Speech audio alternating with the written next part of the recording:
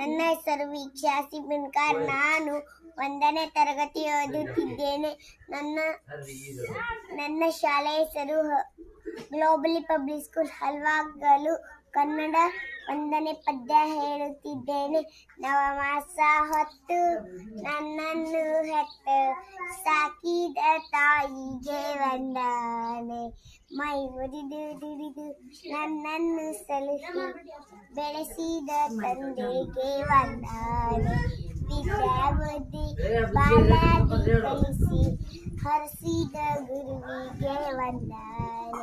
ಬಗೆ ಬಗೆ ರೋಗ ವಾಸಿ ಮಾಡುವ ವೈದ್ಯಗೆ ಮಾಡುವೆ ವಂದನೆ.